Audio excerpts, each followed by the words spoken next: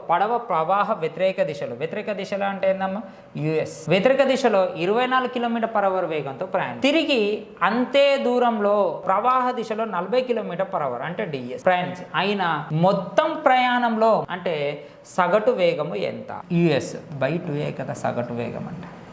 దూరాలు సమానమమ్మ. ఇక్కడ ఏమంటుండో దూరాలు సమానం అంటుండు. మళ్ళీ ఇక్కడ దూరాలు సమానం అంటే యావరేజ్ స్పీడ్ ఫార్ములా ఏంది? 2 × xy/x+y. దూరాలు సమానమైతే 2 × 24 × 40 × divisible/64. ఇది 1s 32s, 8 4s 8 5s, 4 1s 4 6. అంటే అప్పుడు యావరేజ్ స్పీడ్ ఎంత? 30 km/h.